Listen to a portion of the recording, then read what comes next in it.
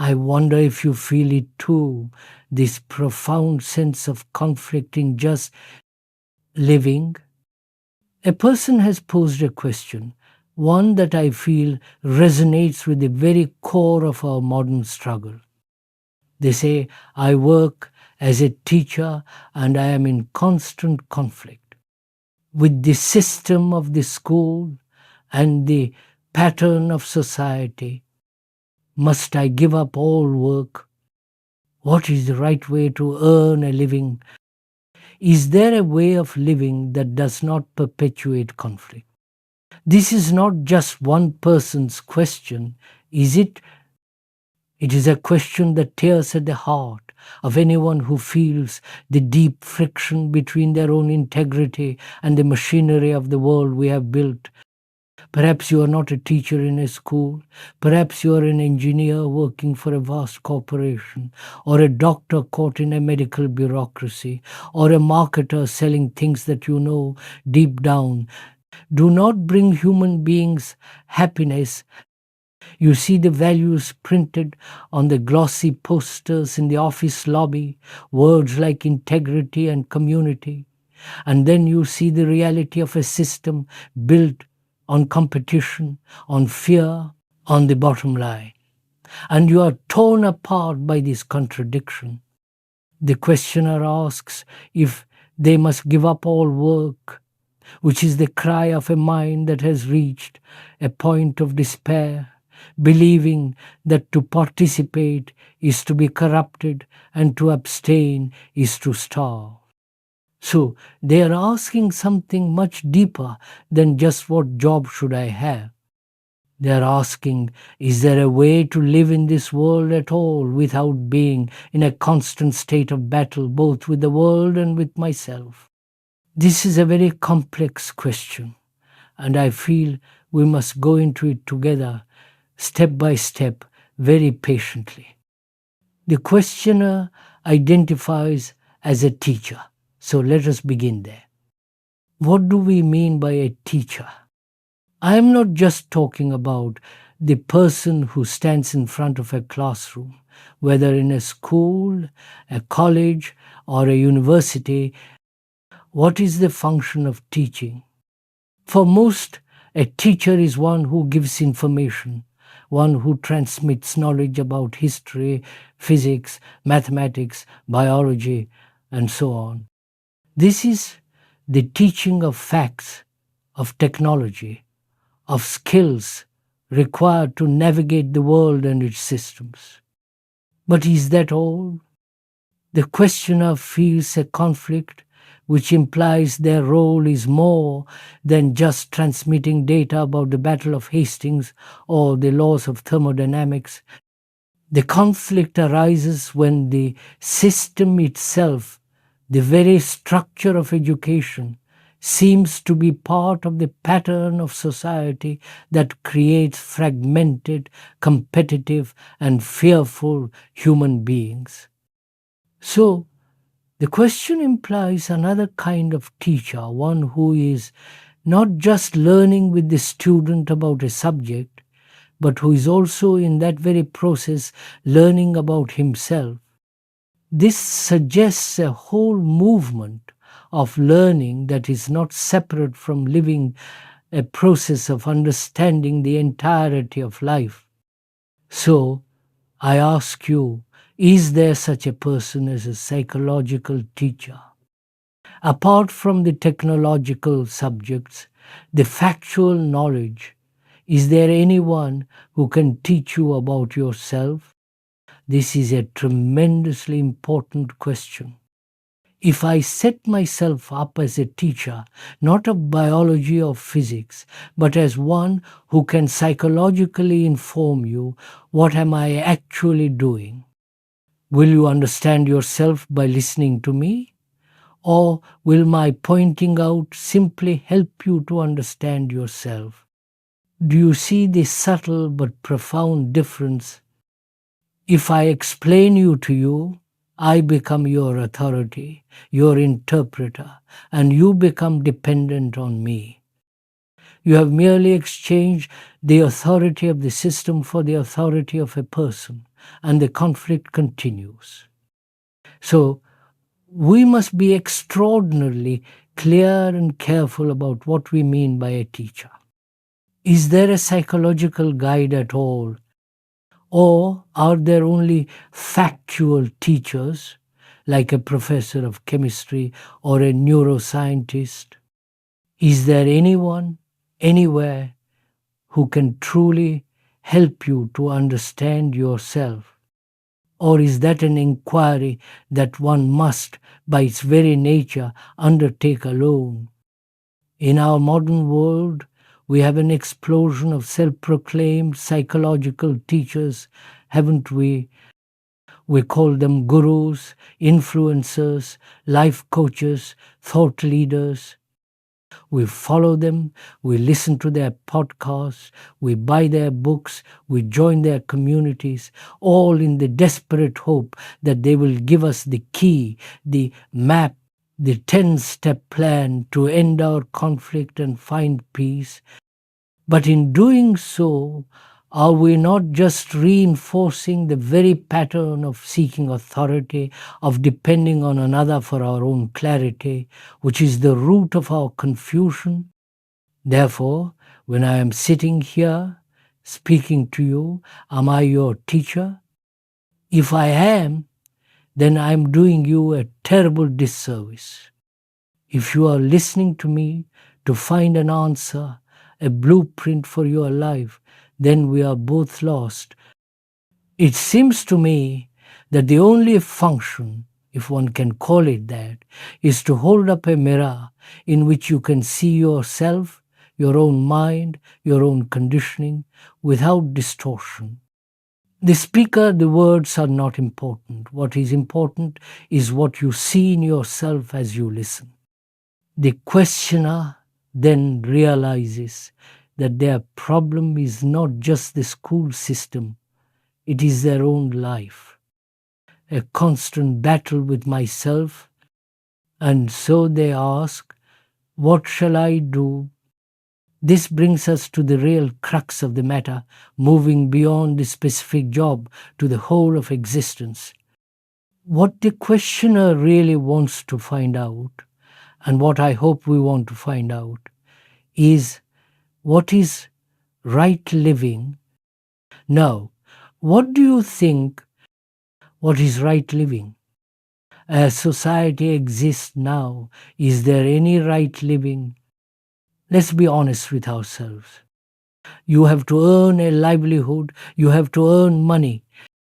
Perhaps you have a family, you have children, and you feel responsible for them.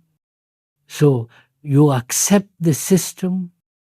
You go through university, you get the degree, you become the engineer, the professor, the lawyer, the manager, and you fit into a slot.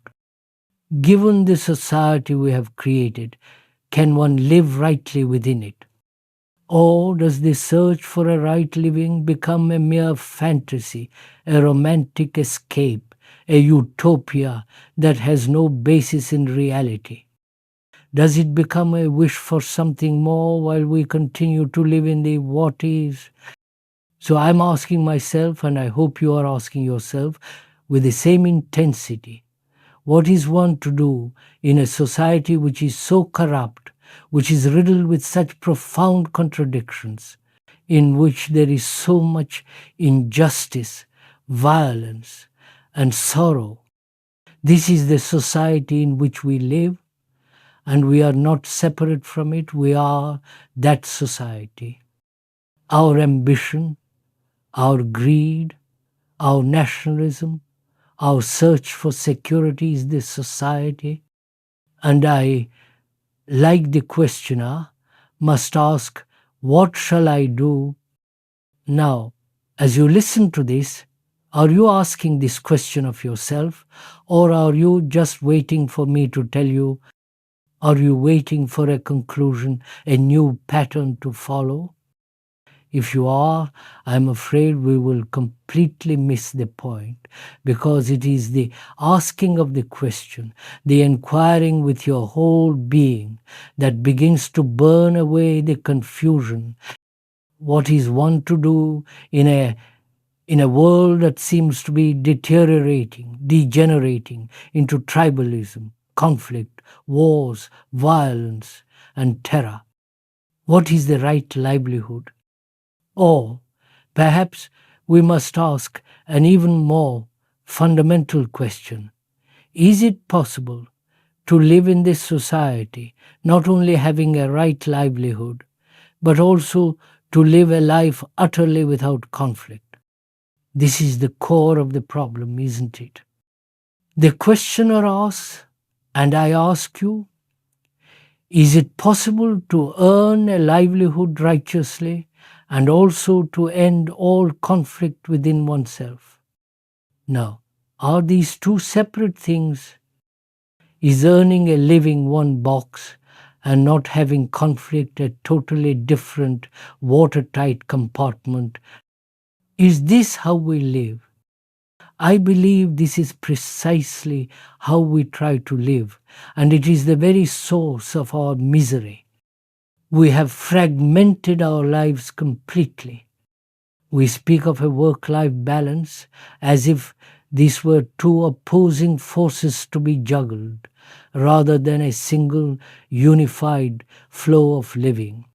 From 9 to 5, we are in the ring, we are ambitious, we are competitive, we are aggressive, we are often greedy, we accept the hierarchies, we play the political games, all to earn our livelihood, to secure our position, to feed our families. Then we clock out, we drive home through traffic, and we attempt to switch that self off to become a different person, a loving parent, a peaceful partner, a reflective individual. And we are exhausted by the sheer effort of maintaining this division, this profound self contradiction. So I ask you, can a mind that is ambitious, competitive, and in conflict for 8 hours a day suddenly become peaceful, loving, and integrated in the evening? It is an absurdity. The conflict is not just at work, the conflict is the division itself. So, when we ask which we should lay emphasis on, the right livelihood or the ending of conflict, what would you do when this question is put to you and you must answer it for yourself? What is your answer? Which comes first? The bread or this other thing, this freedom from conflict? Almost the entire world, all of our conditioning, all of our societal logic screams, the bread, of course. One must be practical. I have to secure my survival, my family's survival, and then, if I have time, if I have luxury, I will think about these profound spiritual or psychological matters. But I question this. I ask you to question this with me deeply. If your mind is in a state of conflict, if it is driven by fear, by the desire for security, by ambition, by envy, can you ever find a right livelihood? Or will that conflicted mind simply project its own conflict onto whatever job it does? If I am greedy, I will be a greedy teacher, a greedy carpenter, or a greedy engineer, demanding more status, more money, more recognition. If I am fearful, I will seek a safe job that becomes a prison, perpetuating my fear.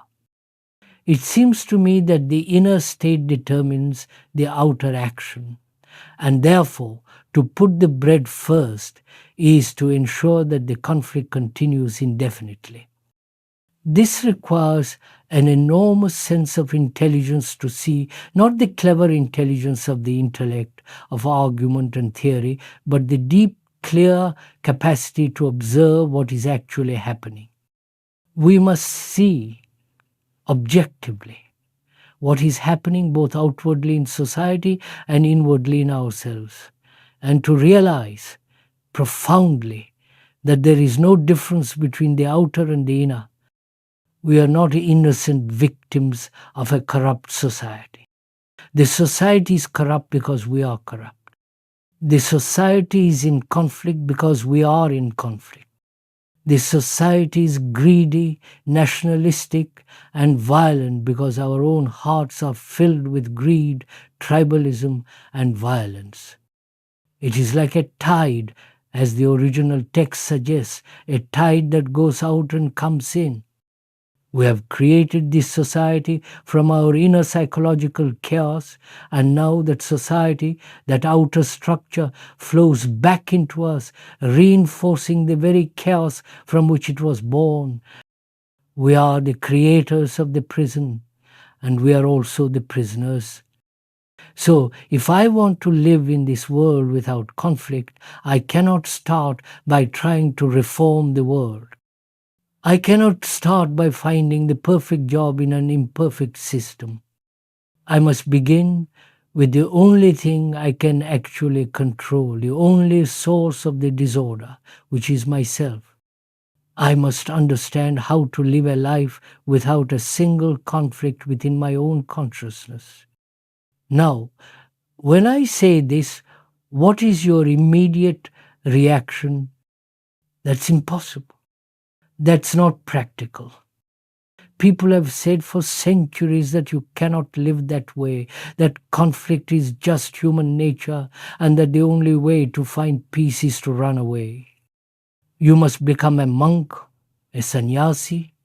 You must renounce the world, join a monastery, or go to a cave in the Himalayas, because then society will look after you. You follow this. Society supports the holy man because he has supposedly renounced the misery of the world and committed himself to the service of God, whatever that image may be. Since you have given your life over to an idea, a symbol, a person, or an image, you feel you can ask society to feed you, to clothe you, which is the essential bargain of the monastery. But let us look at this clearly. Firstly, most of us no longer believe in this path. Thank God we are a little more skeptical. We see that putting on a robe does not end inward conflict, it often just hides it. But more importantly, even if you do surrender yourself, what are you surrendering to? You are surrendering yourself to an image you have created about another, or to an idea, a concept, a belief that you have projected from your own conditioning. You surrender to an organization, a guru, or a flag, but it is still a movement of your own thought.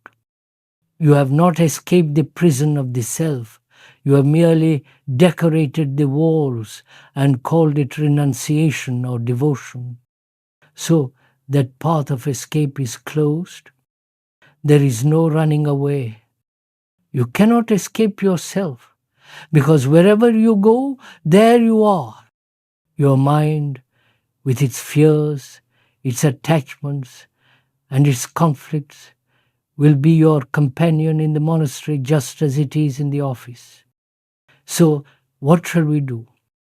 We are back to the central question, and we cannot evade it. Can you live a life in this world, not in a fantasy, not in an escape, but in the midst of this chaos, without a single shadow of conflict? I say it is possible, but it is only possible when we have understood the significance of living, what living actually is. And what is living? When you strip away all the theories, all the romance, all the ideals, what is our life? Every day, it seems to me, it is two things: action and relationship. That is all. From the moment we wake to the moment we sleep, we are in relationship with people, with ideas, with nature, with ourselves, and we are in action, doing, thinking, working, speaking. That is our life. Therefore, if we are to live without conflict, we must ask what is right action under all circumstances and what is right relationship. So, let us first inquire together into this vast field of relationship, because we have already established that life is relationship. What is our actual daily relationship with another? Not the romantic, imaginative, or flowery ideal that is sold to us in films and songs, which is a superficial thing that often disappears in a few weeks or months, but the actuality of what remains after that initial excitement has faded. What is your relationship truly with a particular person? Perhaps an intimate one. If we look closely, it involves a great many things, doesn't it? It involves the sensory, the sensuous, the pleasure of sex, but it also quickly involves a deep psychological dependence on each other. We seek comfort from each other, we give encouragement to each other, we flatter each other, and very quickly we begin to possess each other. And from that soil of possession, the weeds of jealousy, antagonism, fear, and control inevitably grow. This is the pattern.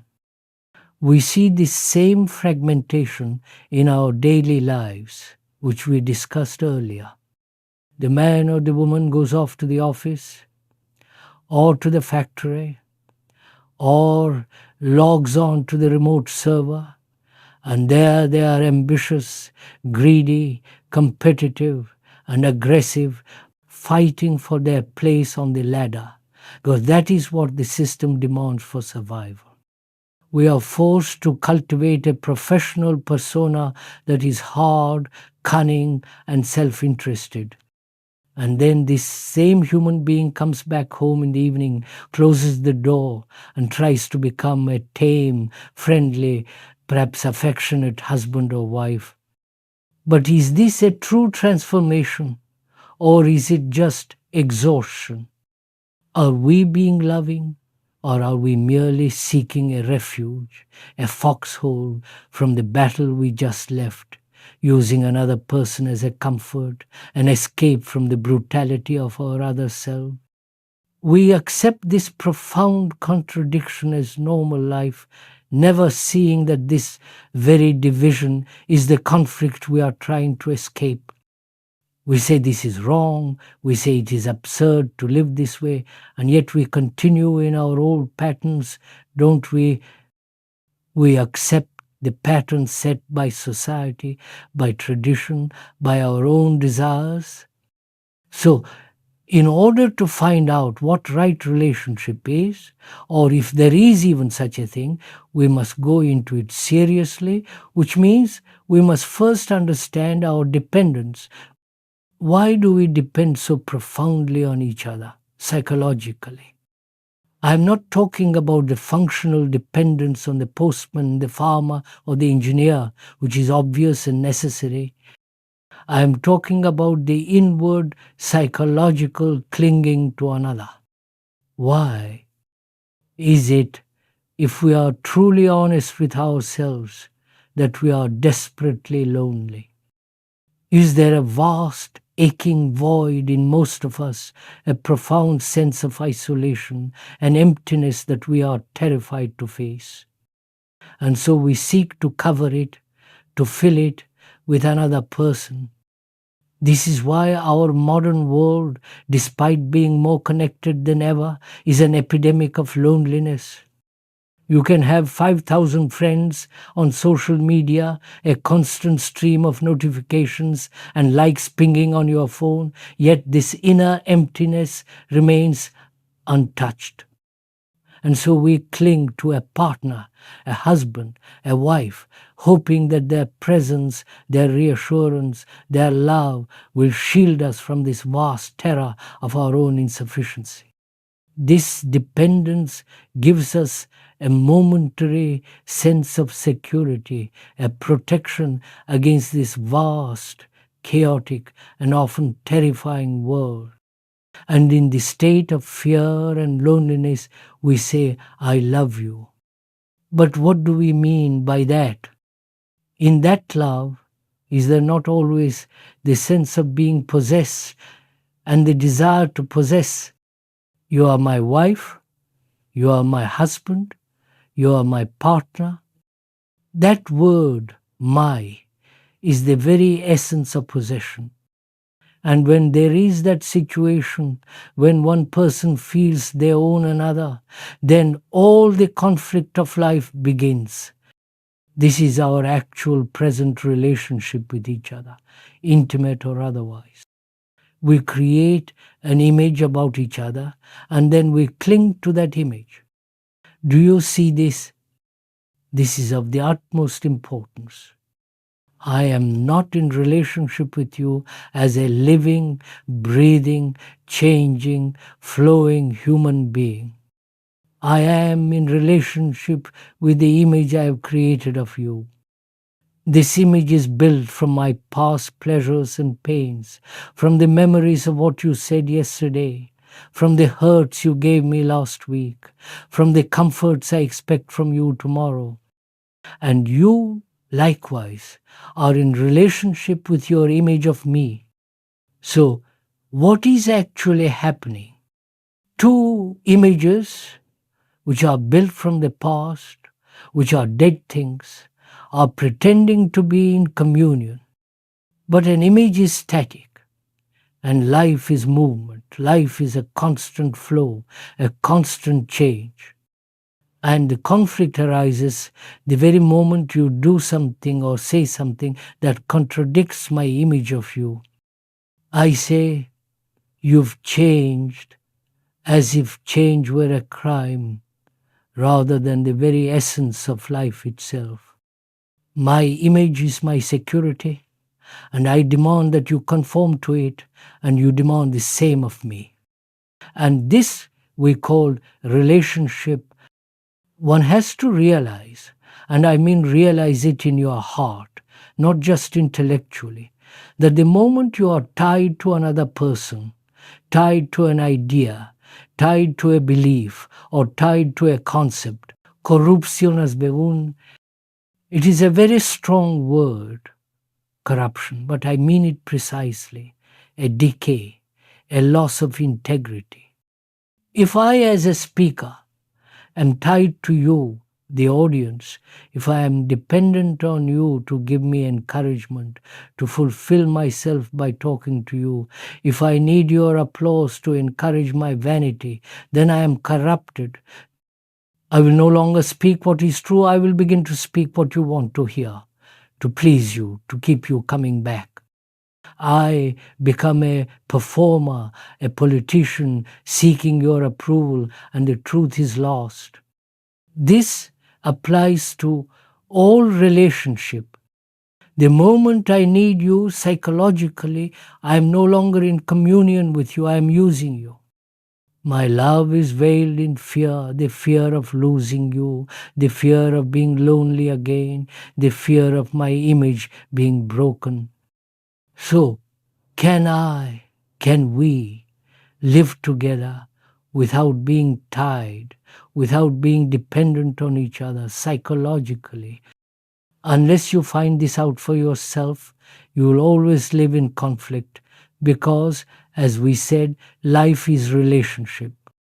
Can we therefore, objectively, without any motive, without any judgment, simply observe the consequences of our attachment, see the jealousy, the fear, the control, the sorrow it causes, and let it go immediately?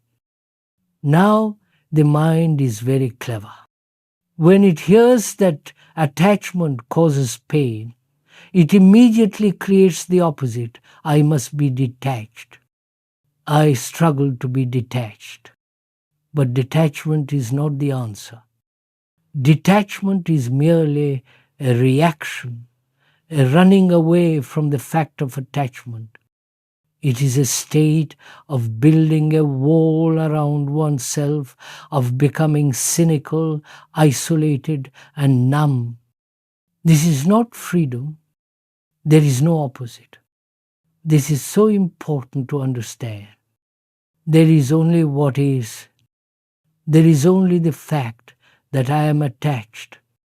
The moment I create the opposite, the ideal of detachment, I have created a duality, and therefore I have created conflict, the struggle between what is my attachment and what I think should be my detachment.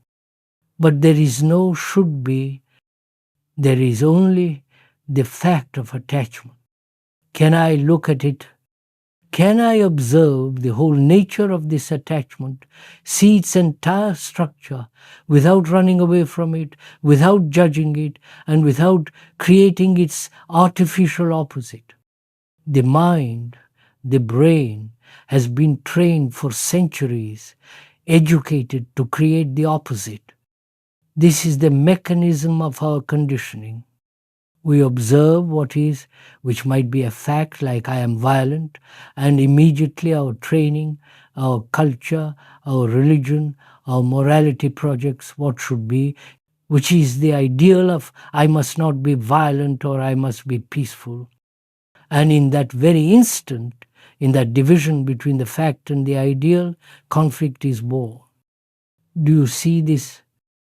The struggle of our entire life becomes the battle to bridge this gap, a gap that we created, a gap that is entirely fictitious.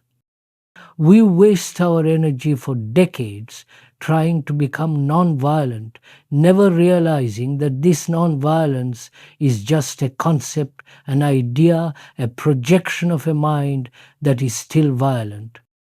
But what if we were to act differently? What if, when I observe violence in myself, or anger, or greed, I do not create the opposite? What if I do not condemn it or justify it, but simply remain with it, observe it, understand the nature of it, see how it arises, what its structure is? Then there is only that the fact of anger and not the other, the ideal of non-anger.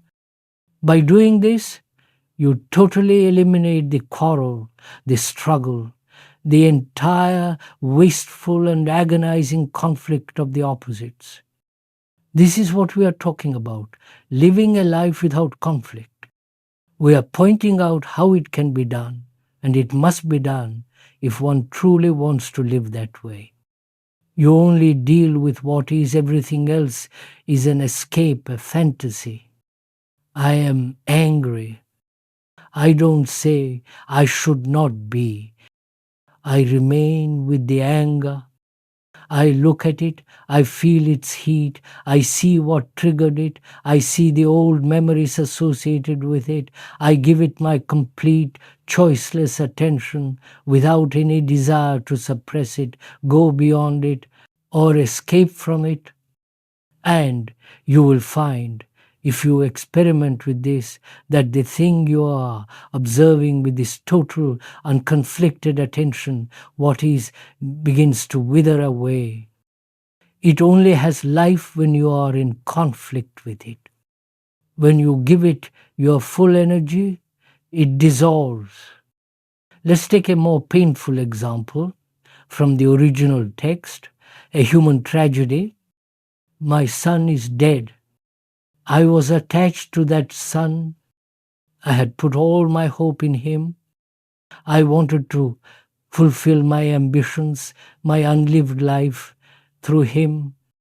And unfortunately, an accident takes place. He is gone. And I am shattered. I shed tears. I feel a loneliness that is bottomless, a despair, the shock of it. What is the mind's first reaction? It is to run away from this unbearable fact. I go to a church, I go to a temple, I start reading about reincarnation, I cling to a belief in an afterlife, I look at his photographs and live in memory, I distract myself with work. These are all escapes. But whereas if I remain completely with the fact he is gone, and in remaining with that fact, I must also remain with the other fact it has exposed. I am desperately lonely.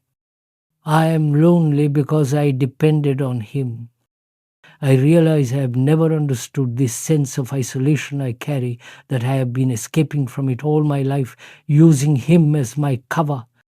So when I remain completely with what is, with the fact of my loss and the fact of my loneliness, I can go into it fully, completely, and in that understanding, I can go beyond it.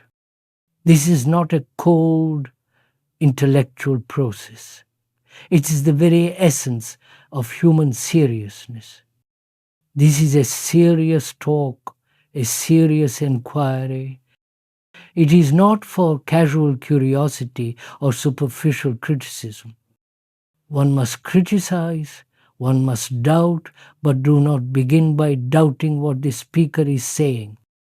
Begin by doubting all the things you are clinging to, your beliefs, your traditions, your authorities, your comforts, and then you can doubt what the speaker is saying. What I am saying is only pointing out something to yourself. So, when there is this freedom in relationship, a freedom born from understanding attachment, it does not mean doing whatever you like. That is the childish interpretation. Doing what I like is what everybody is doing already, which is why the world is in chaos.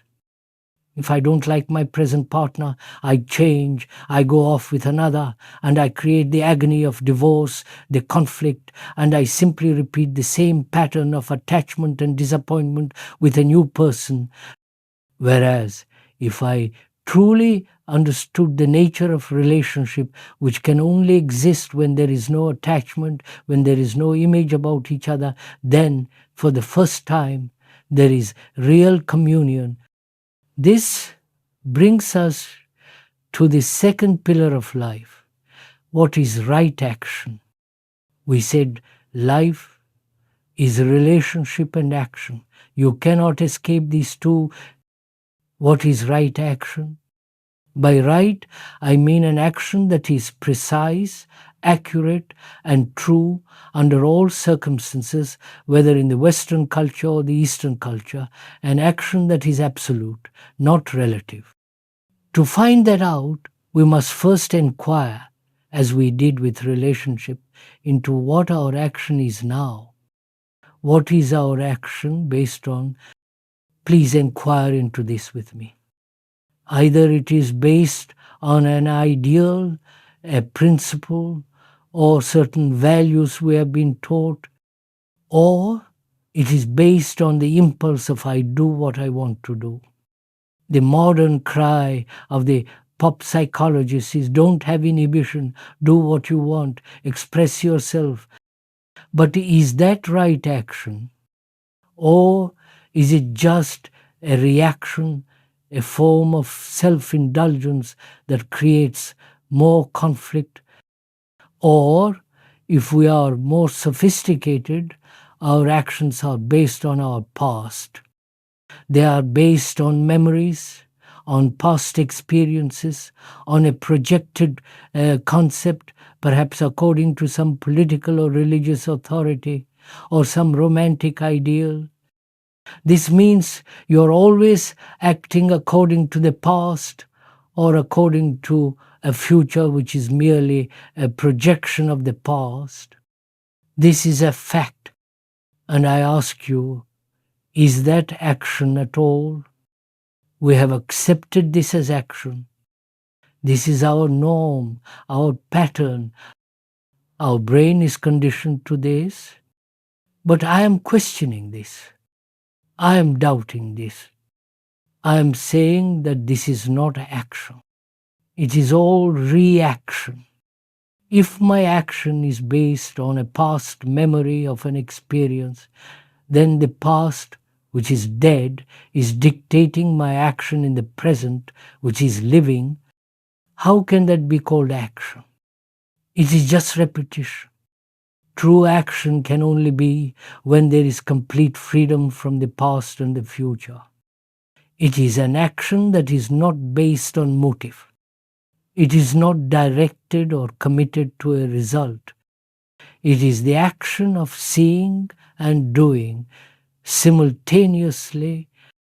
So, the understanding of all this, the understanding of what right relationship is, which is love without attachment, and the understanding of what right action is, which is action free from the past, the understanding itself brings about intelligence. This is not the intelligence of the intellect, the cleverness of having read many books or being able to argue. It is a profound, non-personal intelligence.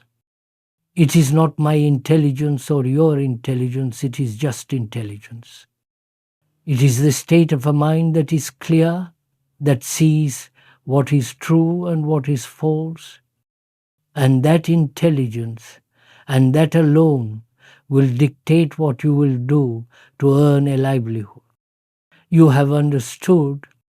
Without that intelligence, your livelihood will always be dictated by circumstances, by fear, by greed, by the desire for status. You will choose a job because it is secure or prestigious. But when there is this intelligence, you may be a gardener, a cook, a teacher, or something we don't even have a name for, and it will not matter because what you do will be an expression of your state of being. You see, now our minds are trained to accept status and position as the measure of a life. But when one has understood all that, in the very understanding of all that is intelligence, and that intelligence will show the way of right living, there is a way of living in which there is no conflict. And because there is no conflict, there is this intelligence which will show the way of right livelihood. If this inquiry has touched you, please support the channel by liking this video and subscribing so that we may continue to explore these questions together.